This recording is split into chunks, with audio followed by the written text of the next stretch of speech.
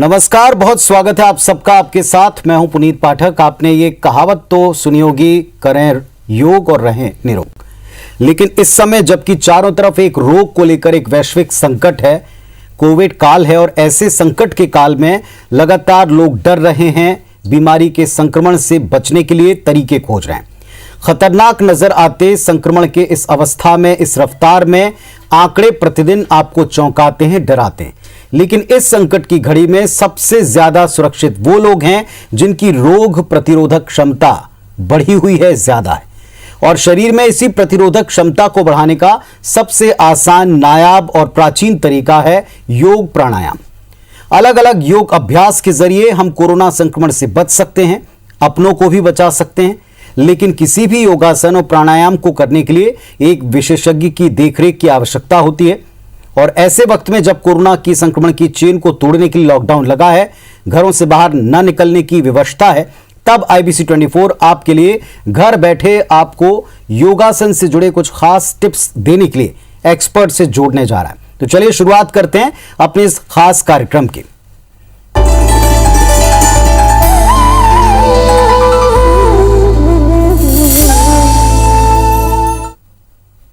तो कहते हैं सेहत जब अच्छी होती है तब उसको अगर संभाल लिया जाए तो बिगड़ने की तरफ जाए ही ना। और ऐसे काल में जब संक्रमण का खतरा हो तो अपनी क्षमता को, प्रतिरोधक क्षमता को आप टेस्ट करें, इसे बढ़ाएं, इसे सुदृढ़ करें, तो शायद आपको ये खतरा हो ही नहीं। तो चिंता ना करें। और क्या करें ये बताने के लिए हमारे साथ में आज जुड़ रही हैं योग एक्सपर्ट ज्योति साहू जी। और कोरोना काल में योग का महत्व और कैसे वो निरोग रखने की तरफ हमें ले जा सकता है, इसके बारे में बताएंगी। नमस्कार ज्योति जी, आपको बहुत धन्यवाद वक्त देने के लिए हमारे तमाम दर्शकों को। नमस्कार सर, हरिओम।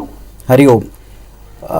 इस समय सबसे बड़ा संकट यह है कि फिजिकल एक्सरसाइज सबकी बहुत कम या खत्म हो गई।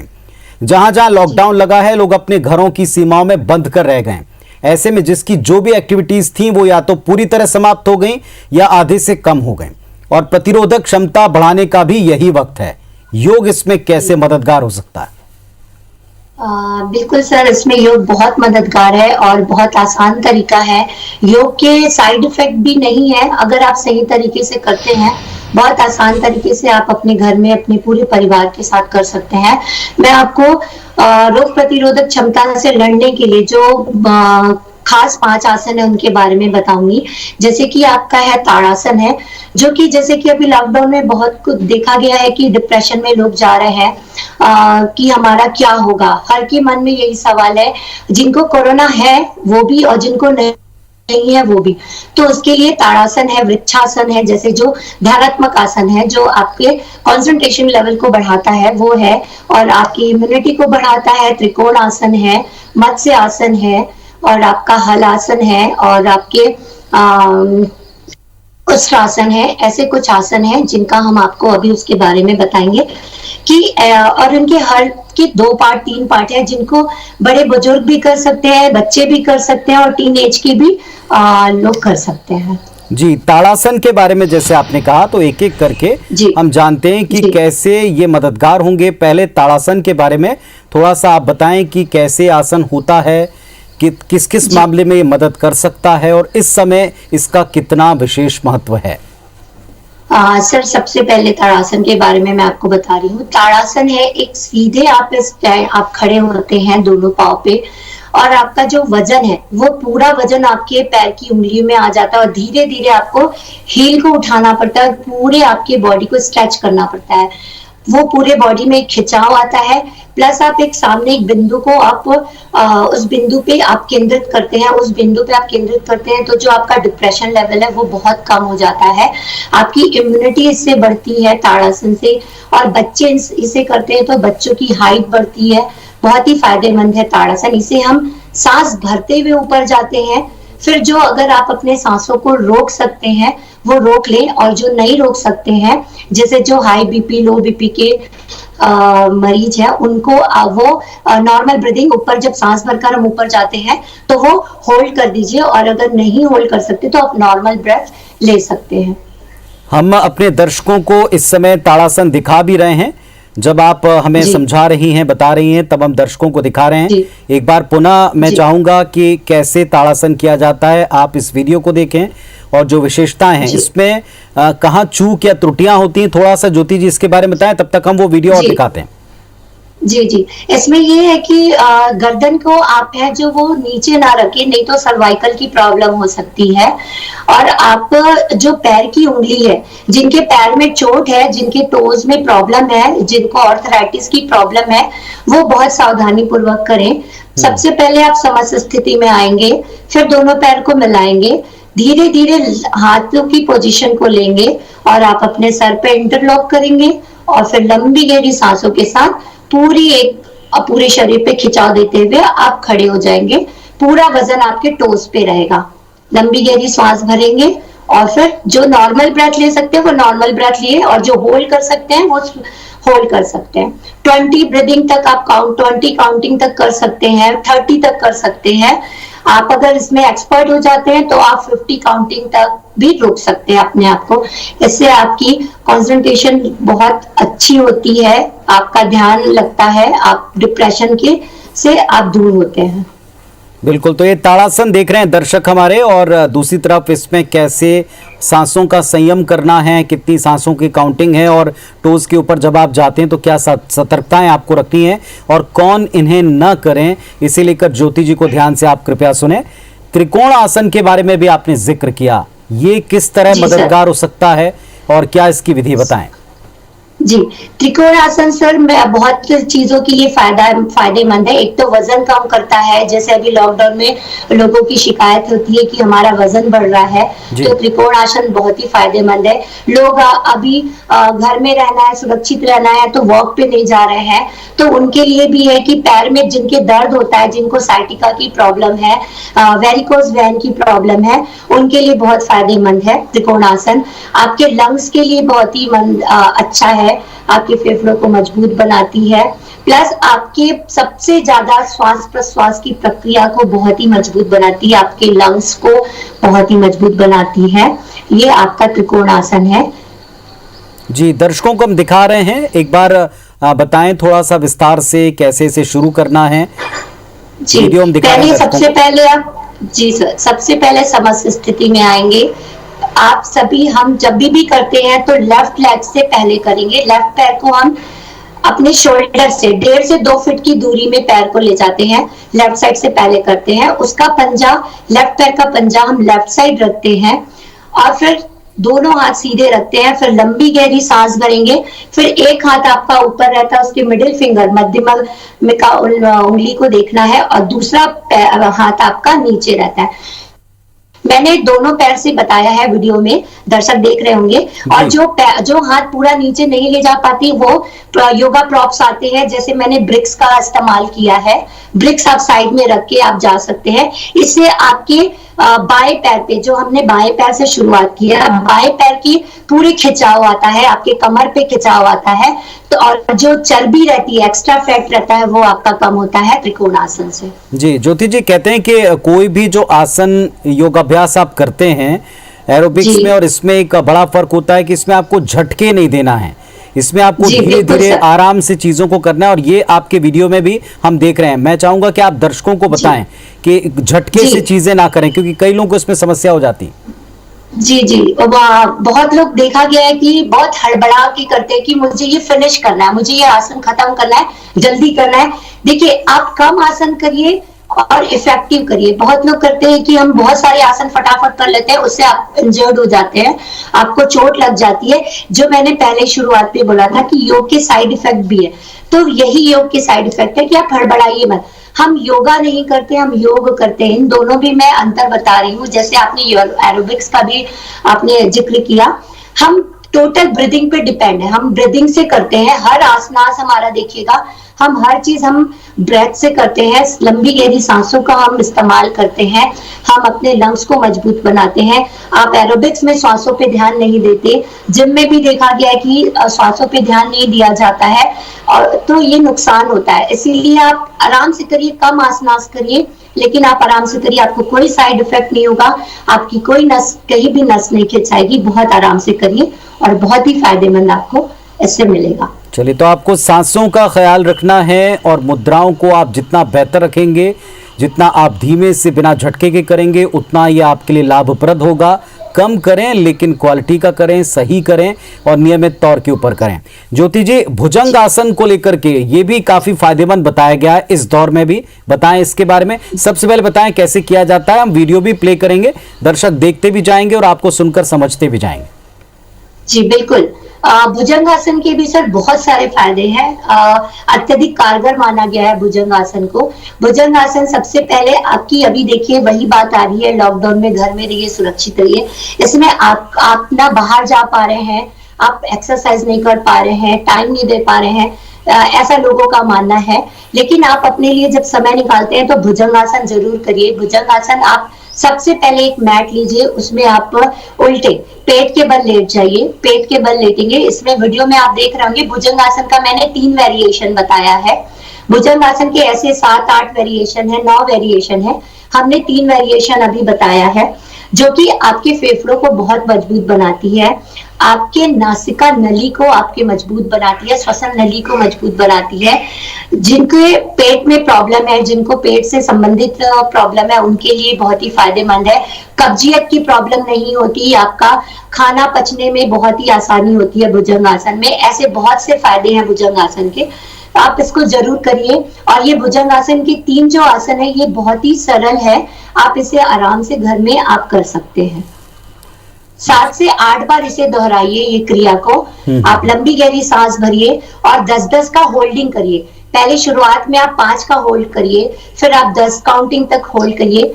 ब्रेथ आप श्वास भरकर जाइए। अगर आप रोक नहीं सकते तो आप नॉर्मल ब्रेथ जाकर स्थिति में, फाइनल स्थिति में जाकर आप होल्ड करके नॉर्मल ब्रीदिंग ले सकते हैं। लेकिन आप सांस को भर के और होल्ड करें तो ज्यादा फायदेमंद है।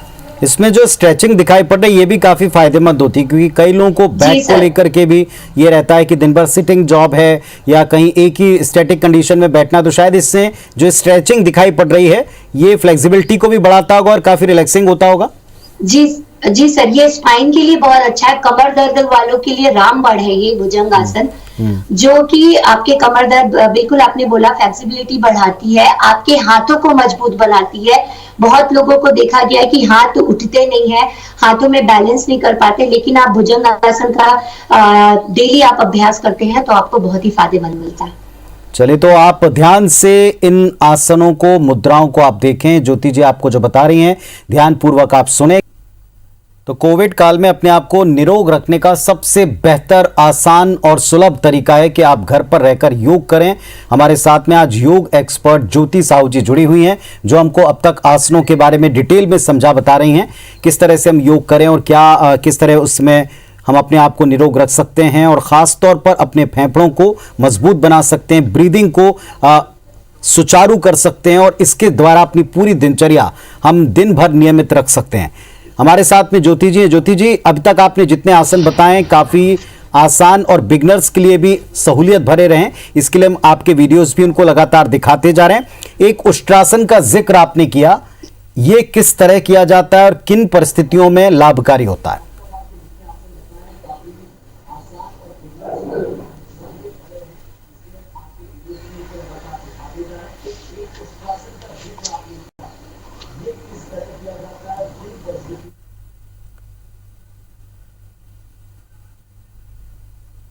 ज्योति जी, मेरी आवाज आपको मिल रही है?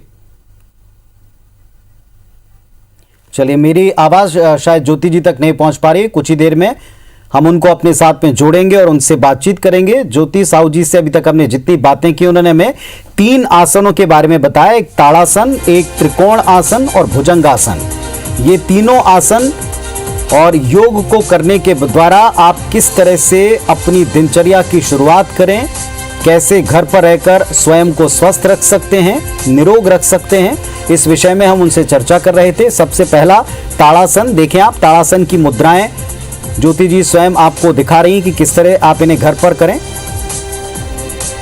शरीर की स्ट्रेचिंग के साथ साथ अपने शरीर को और मन को एकाग्र करते हुए जो बैलेंसिंग है, स्ट्रेचिंग है, दोनों का इस्तेमाल करते हुए इस आसन को किया। और साथ ही योग की समस्त क्रियाओं की जानकारी, श्वासों को नियंत्रित और उन पर ध्यान केंद्रित करते हुए करना कैसे लाभकारी होता है, ये हमको ज्योति जी बता रही हैं। तो ज्योति जी हमारे साथ में जुड़ी हुई। ज्योति जी, एक और आसन है उष्ट्रासन, इसके बारे में बताएं, ये किन परिस्थितियों में लाभकारी है, कैसे किया जाता है? जी सर, उष्ट्रासन बहुत ही लाभकारी है आपके लंग्स के लिए, फेफड़ों के लिए। मैंने अभी वही बताया कि आपके श्वसन नली, श्वसन आपका श्वास लेने की क्रिया बढ़ाती है, आपके मजबूत बनाती है लंग्स को। आप इसकी मैंने 3 विधि बताया है। फर्स्ट स्टेज में मैंने बताया है कि दोनों हाथ आपके कमर के पीछे रहेगा और लंबी गहरी सांस भर के आप अपनी कमर को आगे पुश करते हैं और पीछे देखते हैं, ऊपर की ओर देखते हैं। इससे आपका देखिए थायराइड की भी प्रॉब्लम आपकी सॉल्व होती है, उसकी भी बीमारी के लिए बहुत अच्छा है। पेट के लिए भी बहुत फायदेमंद है आपके लिए। इससे आपकी इम्यूनिटी बहुत ही बढ़ेगी। आप तो ये आसन करें। इसके 3 स्टेप मैंने सेकंड बताया अर्ध उष्ट्रासन, जो कि मैंने बताया कि राइट हैंड आपका ऊपर है, फिर लेफ्ट आपने चीन मुद्रा का ध्यानात्मक मुद्रा का किया है जो ऊपर की ओर गया हुआ है। फिर तीसरा मैंने इसका पार्ट बताया है कि जो पूर्ण उष्ट्रासन, जिसको टीनेज लोग करें वो बहुत ही बेहतर है, और जो बड़े भी कर सकते हैं, जिनको अगर कोई प्रॉब्लम ना हो तो वो कर सकते हैं उष्ट्रासन। जी, ये इस समय जो परिस्थितियां चल रही हैं, इसमें आपके फेफड़ों को बहुत मजबूत करना है, इम्यून पावर को आपको स्ट्रांग करना है, तो ये आसन भी उसमें मददगार साबित होता है, सिद्ध होता है, क्योंकि इसमें भी भरपूर फ्लेक्सिबिलिटी आती दिख रही है। जी सर, ये बहुत मददगार है सर, क्योंकि आप देखिए आप अपने सांस भर के आप पीछे जब जा रहे हैं, आपका लंग्स आपका देखिए कैसे आपके स्प्रेड हो रहा है आपका, तो उसी तरह से आप करेंगे तो आपको ये बहुत फायदेमंद है। और धीरे धीरे आराम से करें, स्टेप बाय स्टेप करें। पहले मैंने 3 स्टेप बताया है। पहले आप पहला पार्ट करिए, फिर सेकंड पार्ट में जाइए, फिर धीरे धीरे अभ्यास से आप तीसरे पार्ट में जाइए, तो जरूर आपको फायदेमंद मिलेगा। जी, मत्स्यासन के बारे में भी आपने जिक्र किया था शुरुआत में, इसके बारे में भी बताएं, तब हम वीडियो भी दिखाएंगे दर्शकों को कि कैसे हम इसे कर सकते हैं। जी, मत्स्यासन का भी मैंने दो तरीका बताया है। मैंने उसमें योगा प्रॉप भी लिया है, ब्रिक्स लिया है, उसकी सहायता से भी जो बिगनर हैं, जो नए हैं, जो नहीं कर सकते हैं आराम से, जो बड़े बुजुर्ग हैं वो कर सकते हैं, वो ब्रिक्स का सहारा ले लें। पहले आप लेट जाइए आराम से, बहुत ही आराम से लेट जाइए, फिर आप धीरे से हाथों का सहारा लेकर अपने जो शोल्डर है, कोहनी का सपोर्ट लेकर शोल्डर को आपको उठाना है। तो आप जैसे ही उठाते हैं तो आपकी देखिए फेफड़े कितने मजबूती से वो आपका ऊपर उठते हैं, और फिर आपका जो ये कंठ है, जो आपकी गर्दन है, वो पीछे मुड़ती है। तो आप उसको जरूर इस तरह से अभ्यास करें, धीरे धीरे करें, तो आपको बहुत ही फायदेमंद मिलेगा। और सर मैंने जैसे उष्ट्रासन बताया, उष्ट्रासन के हर पार्ट के बाद मैंने काउंटर पोज किया, तो आपको काउंटर पोज भी करना बहुत ही जरूरी है। जैसे आपने उष्ट्रासन के बाद देखा होगा कि मैंने रैबिट पोज किया, शशकासन किया और एक योग मुद्रा करके आसन किया पूर्ण उष्ट्रासन के बाद। तो काउंटर का आप उपयोग करेंगे तो आपको कभी भी साइड इफेक्ट नहीं होगा, ये आप जरूर अभ्यास करें। जैसे अभी मत्स्य आसन के बारे में मैं बता रही थी, मत्स्य आसन का भी काउंटर है, या तो आप हलासन कर लीजिए या तो विपरीत करणी आसन होता है, जो कि जैसे कि आपका गर्दन पीछे की ओर मुड़ा है तो आपको उसको सीधा करना है, तो आप हलासन कर सकते हैं, लेट के उल्टा ऐसे पलट जाए, या आप सीधे अर्ध हलासन कर सकते हैं, जो हम उत्तान पादासन बोलते हैं, अर्ध हलासन बोलते हैं। सीधे आप लेट जाइए और दोनों पैर को 90 डिग्री में आप ऊपर उठा दें, तो ये उसका काउंटर होता है मत्स्य आसन का। चलिए, तो बहुत आसान और अच्छी तरह से ज्योति साहू जी ने हमको ये आसन बताए हैं। इन आसनों का आप घर पर अभ्यास करें, प्रतिदिन करें, और जैसा ज्योति जी बता रही हैं बिगनर्स के लिए भी, कि आपको ज़्यादा से ज़्यादा एक साथ करने का प्रयास नहीं करना है, बल्कि धीरे धीरे अपने अभ्यास को बढ़ाना है। जैसे जैसे आप अभ्यास बढ़ाते जाएंगे आपको लाभ बढ़ता जाएगा, लेकिन सांसों का नियंत्रण और बिना झटके के आराम पूर्वक आप इन्हें करें तो आपको ये दोगुना लाभ देगा। उम्मीद करते हैं कि आपको ये सेशन योग का बेहद कारगर सिद्ध होगा। बहुत धन्यवाद हमारे तमाम दर्शकों की तरफ से, हमारी तरफ से ज्योति जी, आपका समय देने के लिए और इन आसनों की विस्तार से जानकारी देने के लिए धन्यवाद। नमस्कार।